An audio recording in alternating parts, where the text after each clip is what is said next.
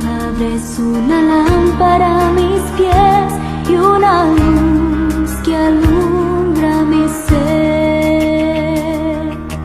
Tu palabra es una lámpara a mis pies y una luz que alumbra mi ser. Cuando tengo miedo, pienso que estoy perdida, aún allí tú estás, y nada temeré mientras tú estés aquí. Acompáñame hasta el final.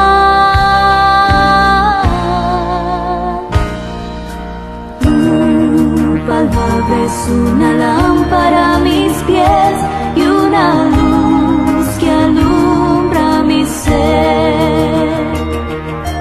Tu palabra es una lámpara a mis pies y una luz que alumbra mi ser. A pesar de tu amor, a veces tengo dudas. Te ruego, Jesús, sé mi guía. A tu lado quiero andar y amarte hasta el fin. Por favor, perdóname.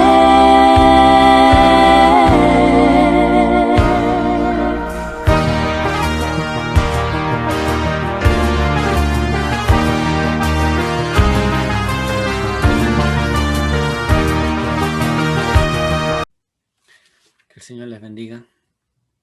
Nuevamente nos encontramos para meditar y seguir estudiando la palabra del Señor, específicamente la vida del Señor Jesucristo. En esta oportunidad continuaremos con esta conversación o diálogo que tenía el Señor Jesús con los judíos, y ya la culminación de este diálogo, que tiene que ver con un tema muy importante también, y es el hecho de que el Señor, o mostrar cuál era el propósito de su venida a este mundo.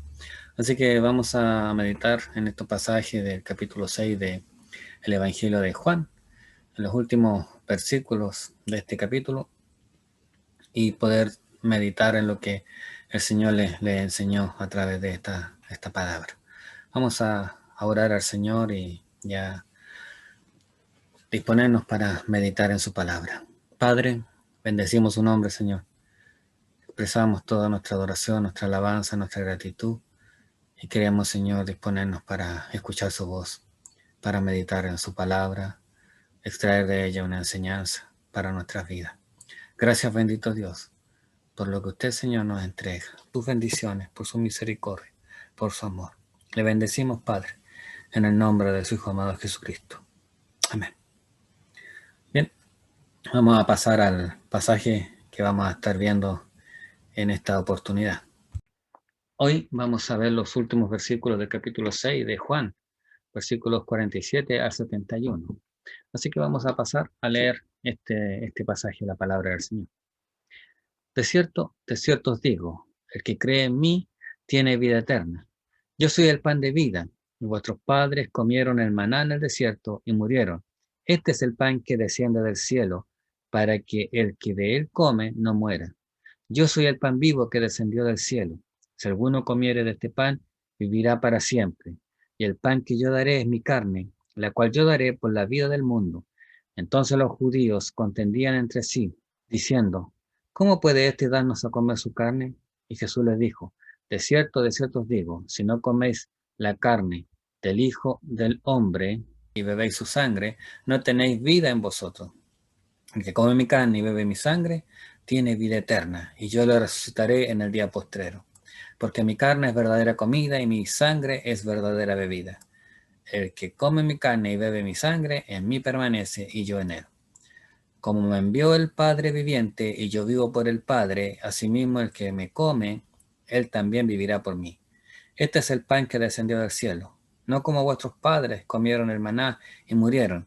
El que come de este pan vivirá eternamente. Estas cosas dijo en la sinagoga, enseñando en Capernaum. Al oírla, muchos de sus discípulos dijeron: dura es esta palabra, ¿quién la puede oír? Sabiendo Jesús en sí mismo que sus discípulos murmuraban de esto, les dijo: ¿esto os ofende? Pues qué si vieres al Hijo del Hombre subir a donde estaba primero. El Espíritu es el que da vida, la carne para nada aprovecha. Las palabras que yo os he hablado son espíritu y son vida. Pero hay algunos de vosotros que no creen, porque Jesús sabía desde el principio quiénes eran los que no creían y quién la había de entregar. Y dijo: por eso os he dicho que ninguno puede venir a mí si no le fuere dado del Padre. Desde entonces muchos de sus discípulos volvieron atrás y ya no andaban con él. Dijo entonces Jesús a los 12: ¿queréis acaso iros también vosotros? Le respondió Simón Pedro: Señor, ¿a quién iremos? Tú tienes palabra de vida eterna.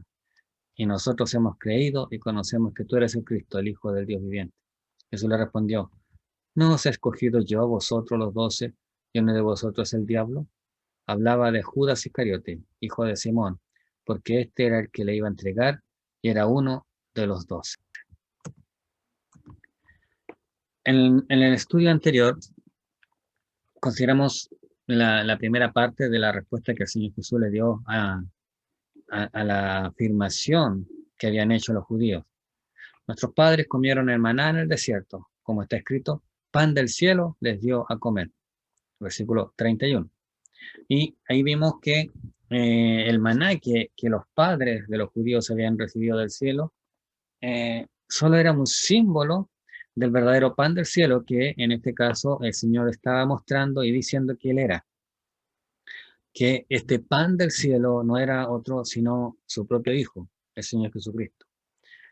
Por lo tanto, ellos debían venir al Señor Jesús. Debían creer en el Señor Jesús. Jesús les dice en el versículo 35: yo soy el pan de vida, el que en mí viene nunca tendrá hambre, y el que en mí cree no tendrá sed jamás. Sin embargo, la multitud solo quería el pan físico para satisfacer su hambre, su necesidad corporal. Por eso rechazan al Señor Jesús como el pan de vida, porque el Señor estaba hablando de que Él venía a suplir la necesidad de su alma. Ahora, incluso ellos quieren forzar a Jesús para que se acomode o se adapte a su expectativa, tanto religiosa como política. Pero cuando ven que el Señor Jesús no está dispuesto a complacerles en sus requerimientos, ellos cambian radicalmente su opinión en cuanto al Señor Jesús. Ahora ya no ven al Señor como a quien seguir, sino que ven a Jesús como el hijo de José, el carpintero de Nazaret, y lo rechazan porque no estaba supliendo la necesidad que ellos esperaban.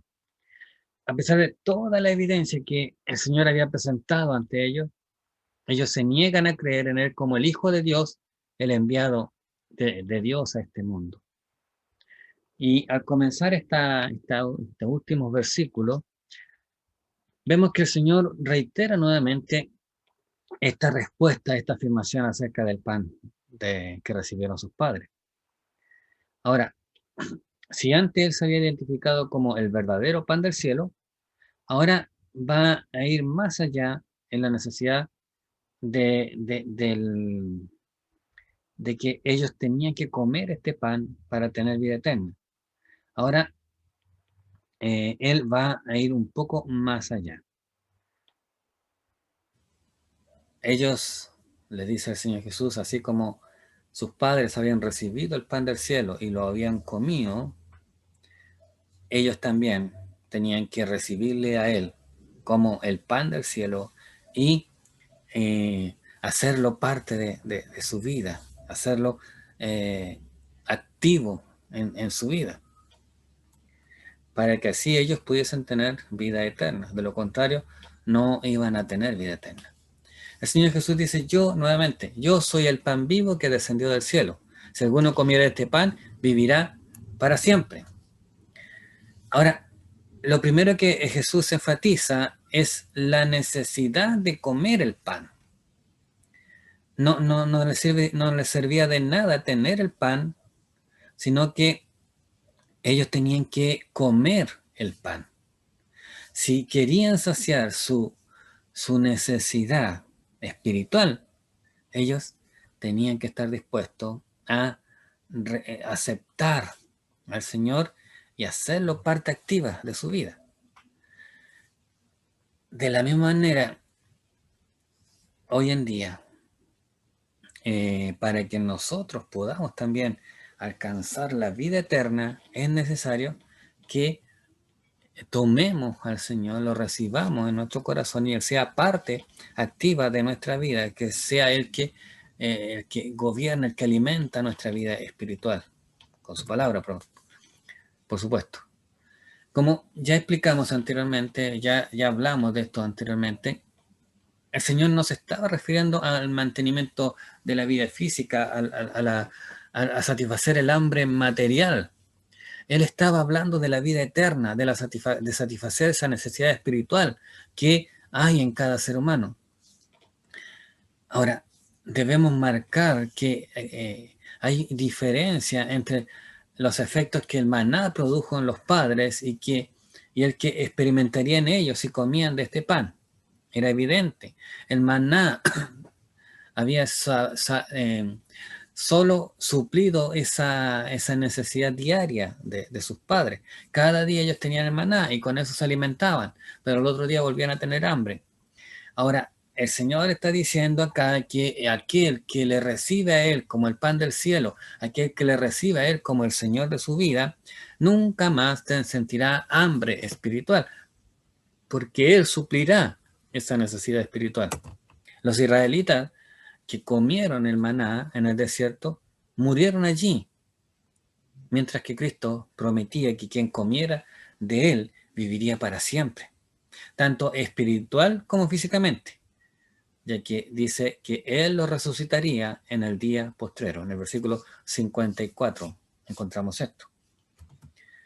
Cristo da la vida definitiva, y esta vida no se caracteriza por la duración eterna, sino que por la calidad, ya que incluye una comunión restaurada con Dios, una comunión íntima con Dios.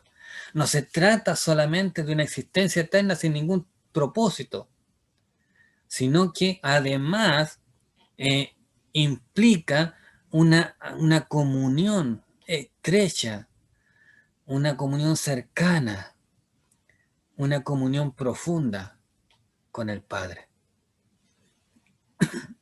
Y esta vida que el Señor Jesús está ofreciendo comienza precisamente en el preciso instante en que nosotros tenemos un encuentro personal con el Señor y le recibimos en nuestra vida.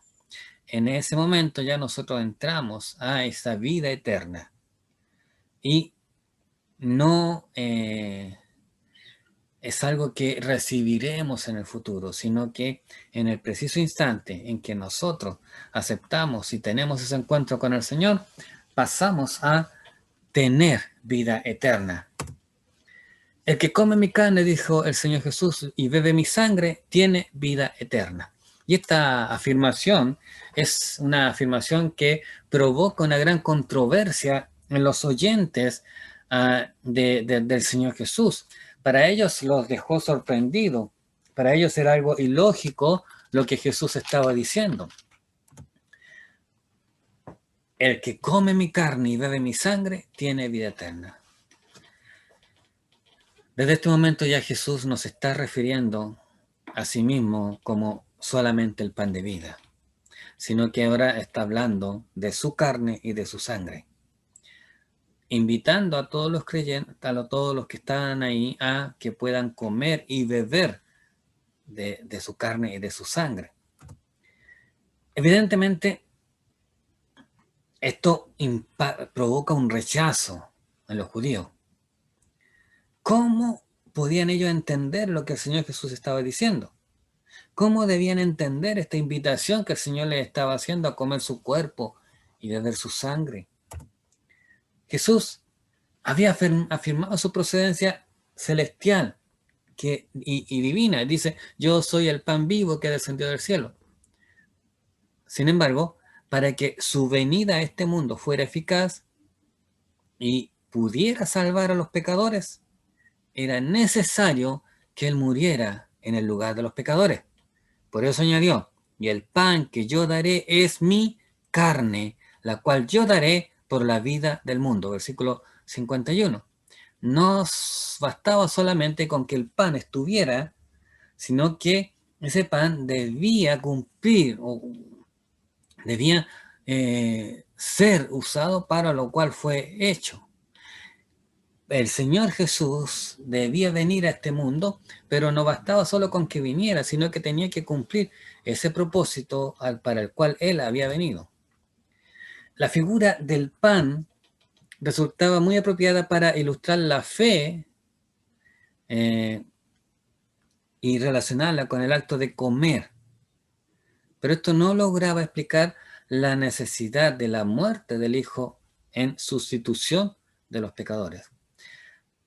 Para eso el Señor avanza más y usa este simbolismo de su carne y su sangre, para explicar la necesidad de que el Señor Jesús se identifique con la humanidad, sustituya al pecador en el pago por su pecado.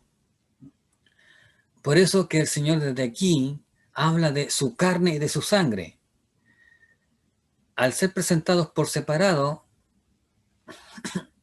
nos lleva a pensar en su muerte. La sangre y la carne del Señor Jesús habla de que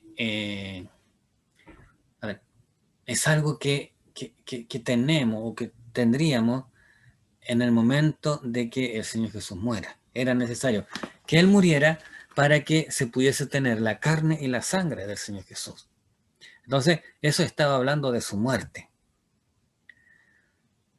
Entendiendo eso, debemos también entender que no hay otro modo de lograr la salvación para los hombres, sino era dando su vida por ellos. El Señor Jesús no iba a poder obtener la salvación para la humanidad a menos que Él diera su vida por ellos. Debía morir. Si Él hubiese subido al cielo nuevamente, regresado a su morada, sin morir, ni pasar por ese juicio de Dios que merece el pecador, toda la vida en la tierra que el Señor Jesús vivió, no hubiese podido salvar ni siquiera a un solo hombre. Con solo haber estado en esta tierra, el Señor Jesús no hubiese salvado a la humanidad. Por eso que no bastaba solamente con que ellos entendieran que Él era el pan que había descendido del cielo, aunque lo estaban rechazando al Señor Jesús como el pan del cielo, rechazaban su naturaleza divina. Pero el Señor Jesús no deteniéndose en eso, Él avanza en su explicación diciendo que no solamente es el pan que descendió del cielo, sino que era necesario que Él muriera. Por eso Él dice que es necesario que coman su carne y beban su sangre. Entendiendo que la única forma en que pudiesen hacer eso era que Él estuviese muerto. Ahora, no debemos perder de vista que el contexto en el que el Señor Jesús está explicando estas cosas era el de la fiesta de la Pascua. Versículo 4 del Evangelio de Juan, del capítulo 6 del Evangelio de Juan, nos dice: y estaba cerca la Pascua, la fiesta de los judíos. Ahora, Él se va a referir al sacrificio del Cordero Pascual. Y como ya sabemos, ese cordero, ese sacrificio sirvió para librar al pueblo de Israel de la ira de Dios y fue el comienzo de la constitución como nación libre. A través de ese sacrificio, ellos fueron liberados de Egipto, de la esclavitud de Egipto. Entonces, dentro de ese contexto, el Señor está hablando a la multitud. Al recordar eso, como que las palabras del Señor cobran un poco de lógica, de sentido. Al comenzar la celebración de la Pascua, los israelitas tuvieron que sacrificar el cordero y luego separaron su sangre para colocarla en el dintel en los postes de las casas y prepararon su carne para comerla en cada casa. Eso era lo que ellos hicieron allá en Egipto. El Señor mismo explicó en otra ocasión que su sacrificio en la cruz iba a ser el cumplimiento definitivo de aquella Pascua que los israelitas habían celebrado en Egipto. Eso nosotros lo encontramos en el Evangelio según Lucas, capítulo 22, versículos 15 y 16, que nos dice lo siguiente. Y les dijo: ¿cuánto he deseado comer con vosotros esta Pascua antes de que padezca? Porque os digo que no la comeré más hasta que se cumpla en el reino de Dios. Él está diciendo que esta Pascua sería cumplida en Él, sería cumplida en sí mismo. En ese momento Él estaba participando de la ceremonia que los judíos practicaban hasta ese momento, recordando ese sacrificio de ese cordero en Egipto. Pero Él afirma y dice: yo no la comeré más hasta que se cumpla en el reino de Dios. Ahora, Él ahora va a cambiar en cierta manera de lugar y Él va a tomar el lugar de ese cordero. Y Él va a tomar ese trago amargo, ese bocado amargo de entregar su vida por los pecadores. Y el apóstol Pablo coincide también con esto cuando apuntó al sacrificio del Señor Jesús como nuestra Pascua. Ya fue sacrificada por nosotros. En 1 Corintios capítulo 5, versículo 7, él habla de que el Señor Jesús es nuestra Pascua, que ella fue sacrificada por nosotros. También en el mismo Evangelio de Juan, cuando Juan el Bautista presentó a Jesús, lo presentó como el Cordero de Dios que quita el pecado del mundo. Juan capítulo 1, versículo 29. Y aquí en este pasaje Cristo asume esta posición para explicar que Él daría su sangre y su carne en sacrificio por la vida del mundo. Así pues, el sacrificio de Cristo es el cumplimiento definitivo de la Pascua, ya que no sería realizado únicamente a favor de la nación judía o de algunos elegidos, sino que tiene un valor suficiente para salvar a todo el mundo. Versículo 51 también nos dice que este sacrificio va a ser en virtud de todo el mundo. Yo soy el pan vivo que descendió del cielo. Si alguno comiera este pan, vivirá para siempre. Y el pan que yo daré es mi carne, la cual yo daré por la vida del mundo. Por tanto, queda claro que Jesús estaba hablando de su muerte. Y esta muerte ocurrió finalmente en la cruz. Y esta muerte fue un sacrificio sustitutorio que libraría a los pecadores de la ira de Dios y les traería la libertad. Ahora, aunque este sacrificio tiene un valor potencial para salvar a toda la humanidad, sin embargo, es necesario que el hombre se apropie de este sacrificio o de esta obra hecha por el Señor Jesús a través de la fe. Y a esto es lo que el Señor Jesús se estaba refiriendo cuando Él les habla de comer su cuerpo y beber su sangre. Él estaba hablando de que ellos tenían que apropiarse de este sacrificio, de esta muerte o de esta ofrenda que Él estaba a punto de entregar en favor de la humanidad. Para poder tener la vida eterna es necesario creer en Cristo sacrificado y muerto. Creer en la obra que Él hizo en favor suyo y mío. Creer y aceptar esa obra en mi favor, en mi beneficio. Aceptar que Jesús era un buen hombre o un gran maestro o el mayor de todos los profetas no va a salvar al hombre de sus pecados. solo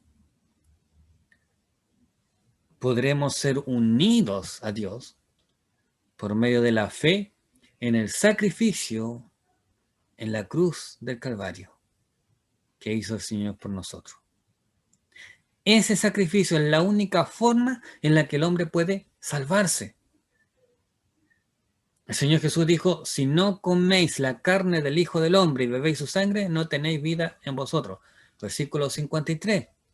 Si no tomamos, si no hacemos nuestro, nos apropiamos, nos identificamos con el Señor Jesús en esa cruz, si no reconocemos que esa obra la hizo en favor de nosotros y reconocemos nuestra imperfección, nuestra necesidad de que esa obra se haga una realidad en nosotros, no tendremos vida eterna.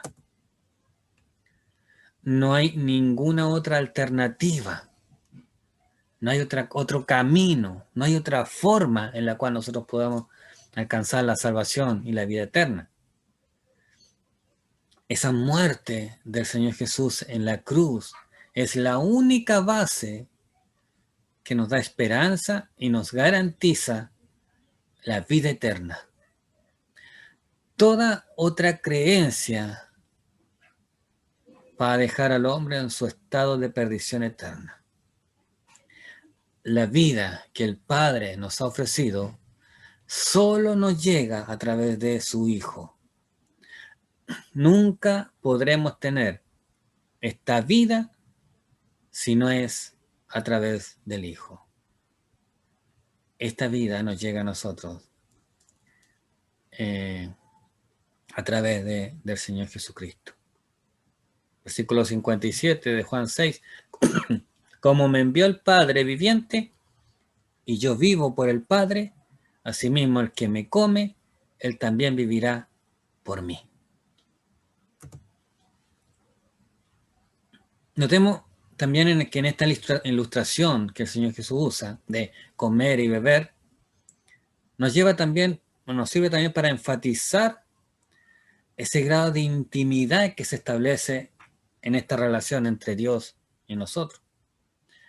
Cuando nosotros comemos o bebemos algo, eso que comemos o bebemos no solo nos aporta energía, no solo nos ayuda para nuestra vida, para nuestro organismo, sino que también eso llega a formar parte inseparable de nosotros mismos. Y de esa misma manera, cuando creemos en Cristo, somos unidos con Él en una comunión vital y una comunión existencial.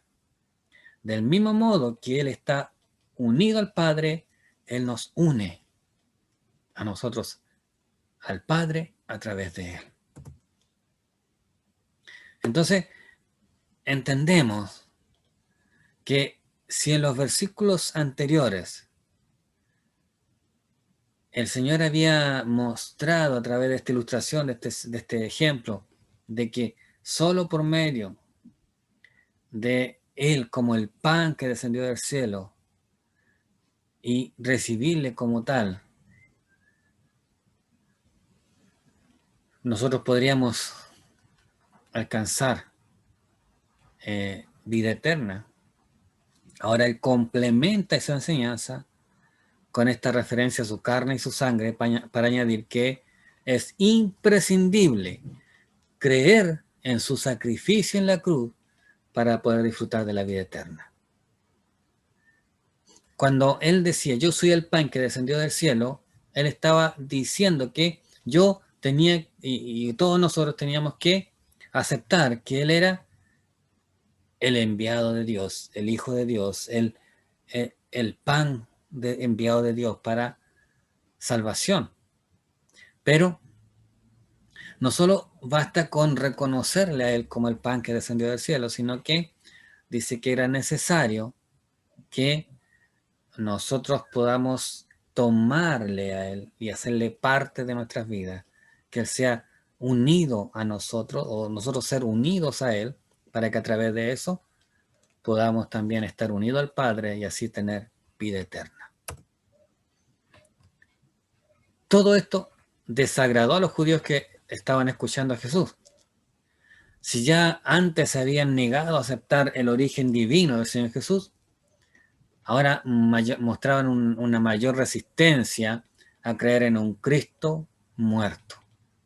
Y seguramente por esa falta de fe en el Señor Jesús, llegaron a interpretar sus palabras de una forma literal, lo que le conducía a una situación que era absurda. El interpretar las palabras del Señor Jesús de una manera literal los llevaba a una imagen, a algo que era totalmente contrario a lo que el Señor Jesús le estaba diciendo. Comer la carne de un hombre sería canibalismo. Y para un judío especialmente, beber su sangre no solo le resultaría repugnante, sino que estaba expresamente prohibido por la ley. En Levíticos 17:10, Levíticos capítulo 17, versículo 10 nos dice: si cualquier varón de la casa de Israel o de los extranjeros que mueran entre ellos comiere alguna sangre, yo pondré mi rostro contra la persona que comiere sangre y lo cortaré de entre su pueblo. Entonces, para los judíos, esta afirmación del Señor Jesús, entendida literalmente, era una aberración, era una herejía. Por lo tanto, para ellos eso les provocó un rechazo y por eso empezaron a cuestionar y a preguntarse qué es lo que estaba diciendo Jesús. Pero tenemos claro que Jesús no le estaba invitando a comer su carne literalmente ni a beber su sangre literalmente, ya que si eso hubiese sido así, si esa fuera la condición para que nosotros pudiésemos tener la vida eterna, solo un pequeño grupo de personas hubiese podido acceder a esa salvación, porque su cuerpo ya no estaría con nosotros, no está con nosotros, y no podríamos acceder a eso.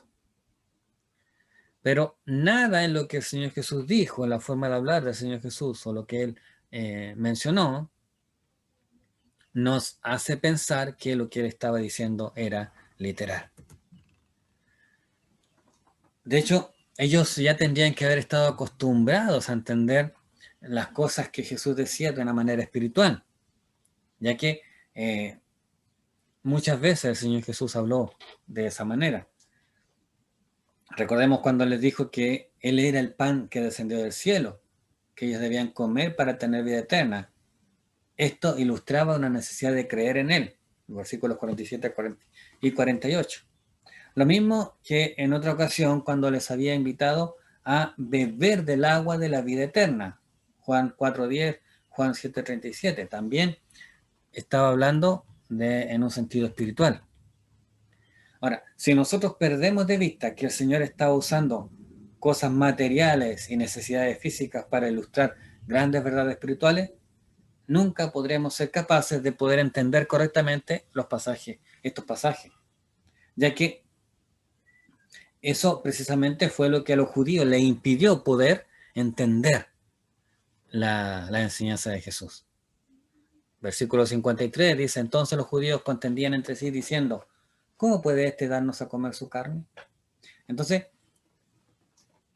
como ellos no podían entender esta enseñanza del Señor Jesús desde una mirada espiritual y lo entendían de una manera literal, eso les impedía poder conocer las verdades que el Señor estaba transmitiendo. Ahora, ¿cuál es la postura de la Iglesia Católica? La Iglesia Católica también interpreta estas palabras del Señor Jesús de una manera literal. Ellos creen que hay que comer a Cristo de manera física para poderle recibir. Ahora, como el cuerpo ya no está en medio de nosotros, ellos han instituido el sacramento de la Eucaristía. De modo que cuando en la misa el sacerdote católico consagra el pan y el vino, dicen que se opera el cambio de toda la sustancia del pan en la sustancia del cuerpo de Cristo. Y lo mismo ocurre con el vino, que se convierte en la sangre. Ellos llaman a este cambio la transubstanciación. Según ellos, Cristo está entero en cada fracción del pan. El pan se transforma en la carne, en el cuerpo de Cristo, y el vino se transforma en la sangre de Cristo. Por eso que ellos conservan las hostias sagradas con un cuidado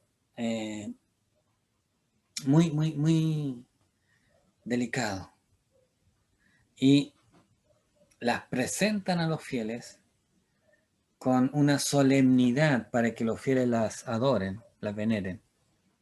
Y estas son llevadas en procesiones.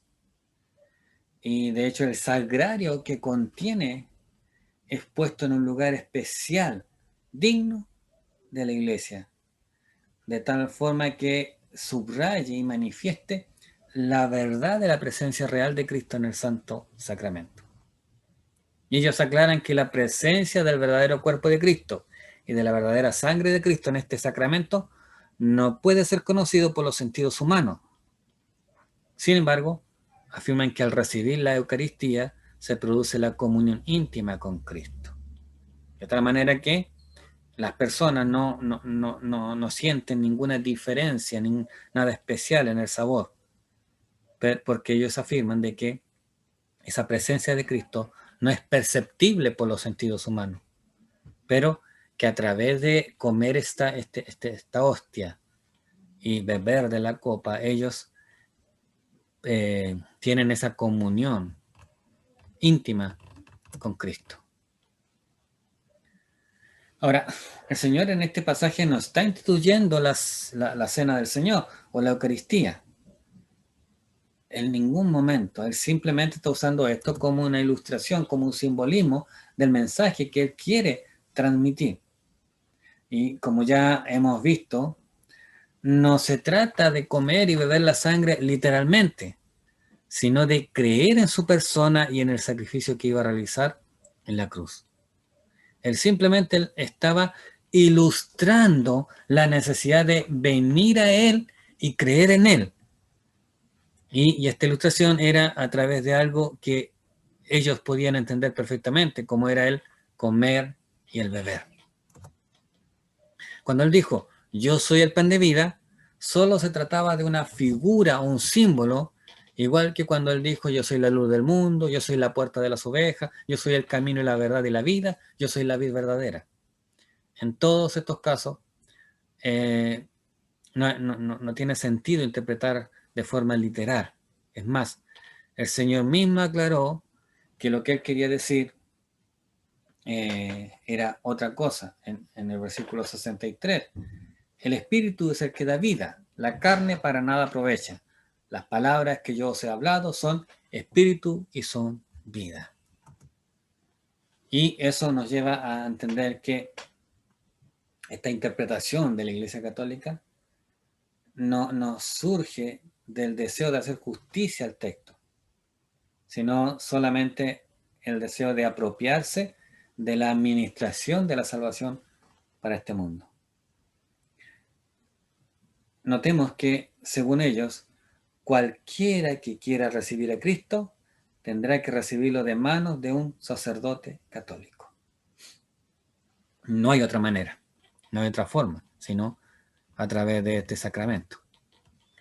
Pero el Señor jamás dijo que Él iba a ofrecer su salvación a través de alguna persona específica o alguna religión específica, sino que Él invitó a todos los hombres a ir a Él y venir a Él directamente. Mateo 11:28 dice, venid a mí.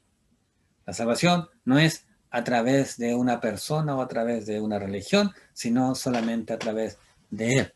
El ser humano debe ser llevado a los pies de Cristo, ser llevado a la persona de Cristo, y no llevado ni ante un sacerdote, ni un pastor, ni ninguna persona, sino solamente ante el Señor. Lejos de que el Señor esté instituyendo una nueva forma de religión, Él quería llevar a la gente a una relación directa y personal con Él. Y esa relación era por medio de la fe. Reacciones contrapuestas a la palabra de Jesús. ¿Hasta qué punto lograron entender todo lo que Jesús les había enseñado?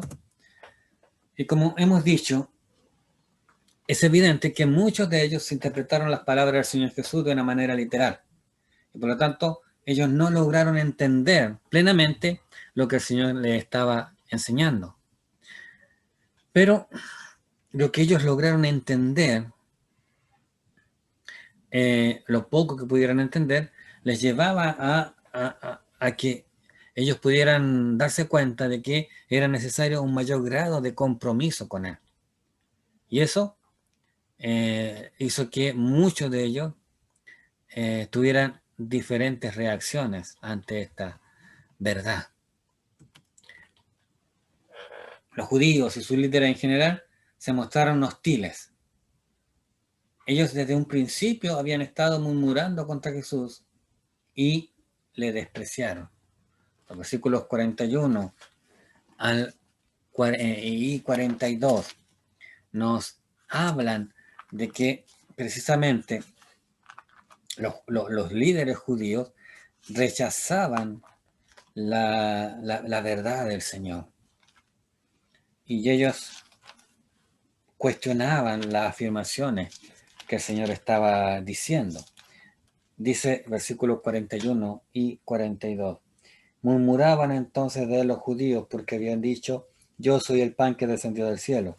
Y decían, ¿no es este Jesús el hijo de José, cuyo padre y madre nosotros conocemos? ¿Cómo pues dice este, del cielo he descendido? Ellos cuestionaban la afirmación del Señor Jesús.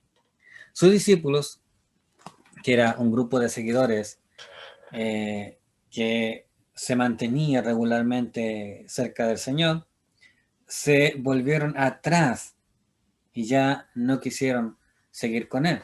El versículo 66 nos dice, desde entonces muchos de sus discípulos volvieron atrás y ya no andaban con Él. Seguramente ellos habían sido atraídos por los milagros que el Señor había hecho, las enseñanzas extraordinarias que el Señor había entregado, pero esto último les había escandalizado. Lo que el Señor les había hablado les había escandalizado, y entender que el Señor estaba hablando de su muerte en la cruz en lugar de los pecadores los desconcertó y los hizo dudar del Señor Jesús. Y los apóstoles vieron en las palabras del Señor la vida eterna.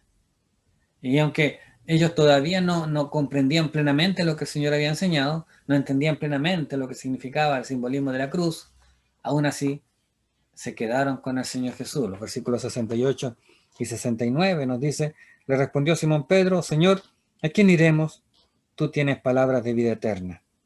Y nosotros hemos creído y conocemos que tú eres el Cristo, el Hijo del Dios viviente. Y esas fueron las diferentes reacciones que tuvieron los que estaban con Jesús. Y finalmente aparece este Judas, que era uno de los 12 apóstoles, a quienes Jesús había escogido especialmente. Pero este hombre llamado Judas tenía una fe que era falsa, y eso le haría convertirse o terminar siendo el traidor que finalmente entregaría al Señor Jesús. Por lo tanto, podemos decir que muchos de ellos se habían forjado una idea equivocada de Jesús y del ministerio que él había venido a realizar. Y cuando el Señor Jesús revela su verdadero carácter, su misión, la popularidad que él había tenido, se vino abajo y la multitud de los discípulos que andaban con él le abandonaron. Y ahí nuevamente se demuestra que el hombre, cuando es enfrentado a la cruz de Cristo, su reacción es muchas veces la de rechazo y desprecio. Pablo dice, 1 Corintios capítulo 1, versículos 22 al 24, porque los judíos piden señales y los griegos buscan sabiduría, pero nosotros predicamos a Cristo crucificado, para los judíos ciertamente tropezadero, y para los gentiles locura, mas para los llamados, así judíos como griegos, Cristo, poder de Dios y sabiduría de Dios. Dura es esta palabra. ¿Quién la puede oír? La conclusión a la cual la mayoría de las personas llegaron, de los discípulos que estaban con Jesús, fue que eran palabras duras, que eran palabras difíciles de escuchar, y por esta razón dice que ellos se volvieron atrás y ya no andaban con el Señor Jesús. Una vez más había aparecido el tropiezo de la cruz. Gálatas capítulo 5, versículo 11. Y ellos decidieron darle la espalda. Y en cierta manera ellos parecían estar disgustados, defraudados y quizás hasta ofendidos.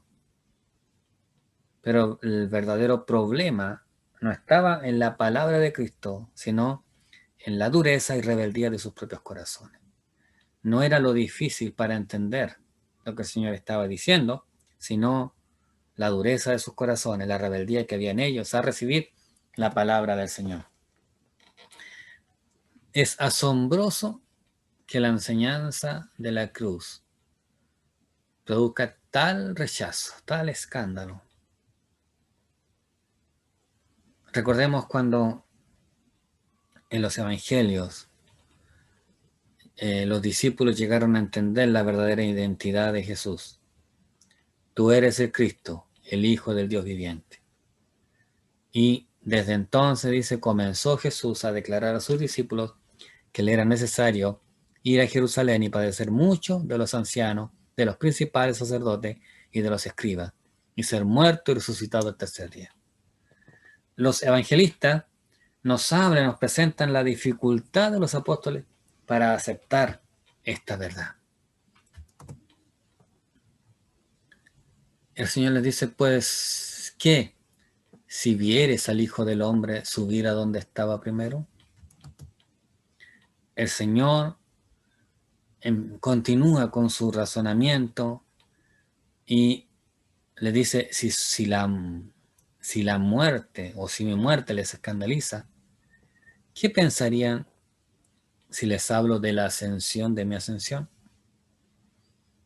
Con esto él le estaba indicando cuál sería el siguiente paso que vendría después de su muerte. Y no sería otro sino la resurrección y después el regreso de él al cielo, al Padre, a donde estuvo antes. Y este es el cuadro completo de la obra de Cristo: la cruz, la resurrección y la ascensión al cielo. No solo su muerte, sino que también su glorificación. Porque para que la vida pueda ser impartida por el Señor al mundo, se requiere de la obra completa de Cristo. Se requiere y se requirió que Él muriera, resucitara. Y después, habiendo acabado esa obra, Él asciende al cielo. Pero si el hecho de que Él muriera en una cruz no se ajustaba a las expectativas que los judíos tenían en cuanto al Mesías, su retorno al cielo aún les desagradaría más, ya que ellos estaban esperando a un Mesías que viniera a instaurar su reino eterno y que fuera el que los independizara del gobierno o del dominio de Roma.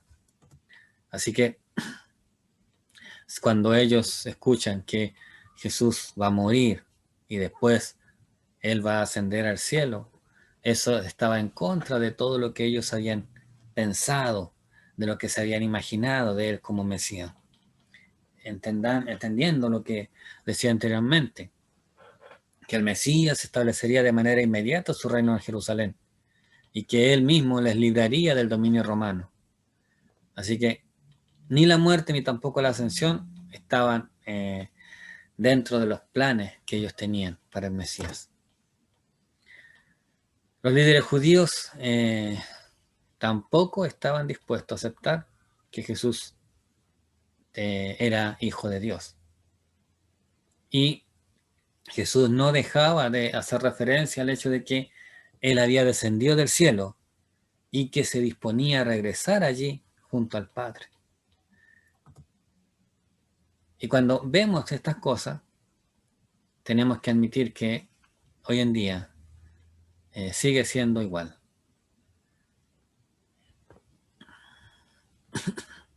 Tanto la necesidad de la cruz como único medio para salvar al pecador, así como la afirmación de la deidad de Cristo, siguen creando el mismo malestar en las personas, tanto como lo fue en ese tiempo. Las palabras que yo os he hablado son espíritu y son vida. El anuncio del Señor Jesús acerca de su ascensión sirvió para esclarecer aún más las palabras que él había dicho antes. Al fin y al cabo, si el Señor iba a subir al cielo, quedaba claro que ellos no podrían comer su carne y beber su sangre de una manera literal, puesto que su cuerpo subiría al cielo, en donde sería inaccesible para los hombres. El espíritu es el que da vida, la carne para nada aprovecha, había dicho el Señor Jesús. Comer literalmente su cuerpo no podría beneficiarle en nada. Lo que realmente otorga la vida eterna es el espíritu, es decir, la persona entregada por la vida del mundo, el Señor Jesús. Y acá nuevamente vuelve a aparecer este contraste entre la carne y el espíritu que ya habíamos visto en la conversación. Cuando Nicodemo fue a ver al Señor Jesús y el Señor Jesús le dice: de cierto te digo, que el que no naciere de agua y del espíritu no puede entrar en el reino de Dios. Lo que es nacido de la carne, carne es, y lo que es nacido del espíritu, espíritu es. Juan capítulo 3, versículos 5 al 6. Solo el Espíritu Santo puede regenerar al pecador y darle la vida de Dios. Y esta acción del Espíritu de dar vida la volveremos a ver en el siguiente discurso del Señor. El que cree en mí, como dice la Escritura, de su interior correrán ríos de agua viva. Esto dijo del Espíritu que habían de recibir los que creyesen en él. Pues aún no había venido el Espíritu Santo, porque Jesús no había sido aún glorificado. Las palabras de Jesús no eran solo palabras, sino que eran la palabra de Dios, palabra divina, que transmitían vida. Y en primer lugar, estas eran palabras que transmitían vida porque no eran promesas vacías, promesas que él no pudiese cumplir, sino que eran promesas que se cumplirían. En segundo lugar, porque estas palabras señalaban hacia la obra redentora que Cristo iba a realizar en la cruz. Y por medio de esta obra podría dar vida eterna a todos los pecadores que creyeran en él.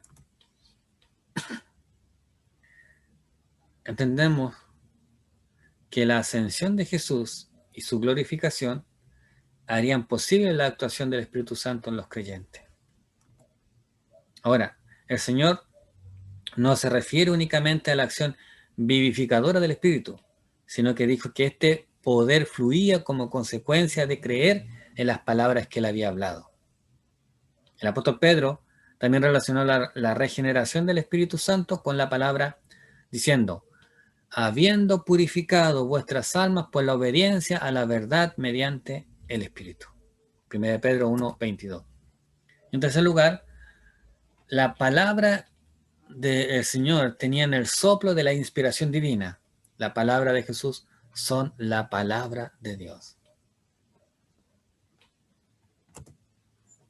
Pero hay alguno de vosotros que no cree, dijo el Señor Jesús. Si la fe en la palabra de Jesús trae la vida eterna al hombre, la incredulidad tiene el efecto de impedir su desarrollo. Y es precisamente el problema de la humanidad, el mismo que tenían los judíos, que en ese momento estaban escuchando al Señor Jesús. Ellos se quejaron de que las palabras del Señor Jesús eran duras de escuchar, pero la verdadera razón del alejamiento de ellos fue su incredulidad. Ellos se negaban a creer en la cruz como el único medio para la salvación del pecado. Y seguramente ese abandono de la multitud que experimentó el Señor en ese momento sorprendió a los que estaban con él y quizás desanimó a los apóstoles, pero a Jesús no les sorprendió, ya que dice el texto, él sabía quiénes eran los que no creían y quién le había de entregar. Él distinguía desde el principio entre la verdadera confianza en él y el mero reconocimiento de labios que había en la gente. Ninguno puede venir a mí si no le fuere dado del Padre. A raíz de esto, el Señor volvió a repetir algo que ya les había dicho. Ninguno puede venir a mí si no le fuere dado del Padre. Y en ese contexto,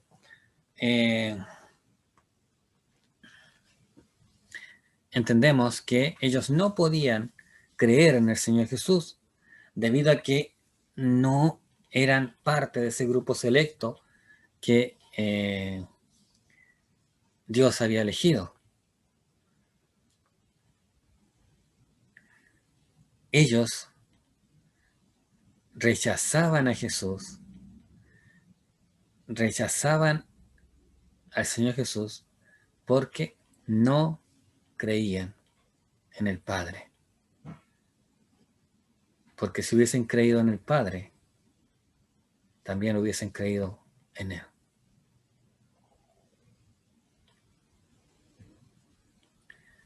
El Señor Jesús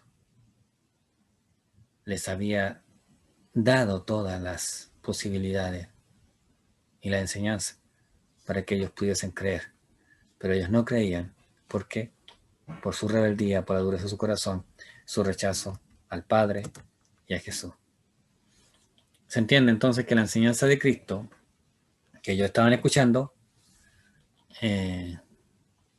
era respaldada por lo que ya el Padre a través de los profetas y a través del Antiguo Testamento había enseñado. Pero ellos no podían recibir esta enseñanza, esta verdad, porque debajo de esa figura, de ese disfraz religioso, se escondía un corazón incrédulo. Eso nos lleva a darnos cuenta de que el Padre siempre va a traer a todos los hombres hacia su Hijo. Pero en el caso de estos judíos, esta atracción era silenciada por su incredulidad. Ellos, su dureza, la dureza de su corazón y la incredulidad no les dejaba creer en el Señor Jesús.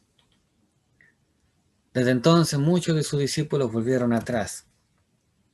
Este fue un momento de crisis en el ministerio de Jesús, ya que muchos de los discípulos se volvieron atrás, dice el texto. Pero ¿cuál fue la razón para que ellos se apartaran de Jesús? ¿Y cómo explicar el cambio tan radical que estaban experimentando? Las claves para entender la reacción la hemos visto a través de todo este pasaje. En primer lugar, por encima de todo estaba su incredulidad a Dios. Por otro lado, ellos tenían una imagen del Mesías que era al cual ya le habían dado un perfil y estaban esperando que Jesús se adaptara a esa expectativa, y el Señor Jesús no hizo eso. El interés de ellos se centraba en lo material, la comida, la bebida, la libertad política, pero no sintieron que lo que el Señor les estaba diciendo correspondiera a lo que ellos esperaban. Ellos no veían representadas sus intereses en lo que el Señor estaba enseñando. Por lo tanto, a ellos no les interesaban sus necesidades espirituales y eternas. Así que no era importante o relevante lo que Jesús les estaba diciendo. Pero sobre todas las cosas, el detonante que les llevó a abandonarle fue que el Señor anunció su muerte y su posterior ascensión al cielo. Estas palabras resultaron duras y difíciles de aceptar, y les llevó a cambiar el entusiasmo que en un principio había provocado ese milagro de la multiplicación de los panes y los peces, y los llevó simplemente a abandonarlo. ¿Por qué? Porque su corazón estaba endurecido y no estaban abiertos a escuchar la verdad de Dios. Y eso es lo que muchas veces le acontece al ser humano. No cree. ¿Por qué?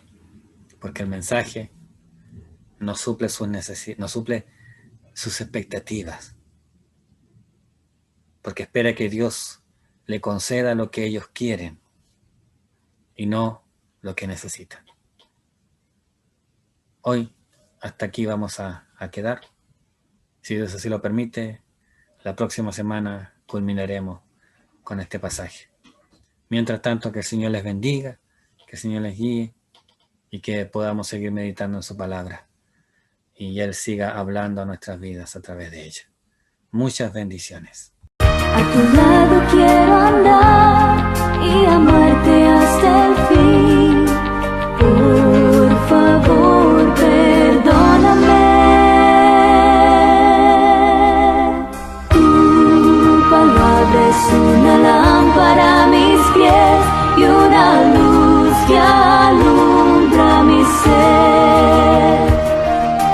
Tu palabra es una lámpara a mis pies y una luz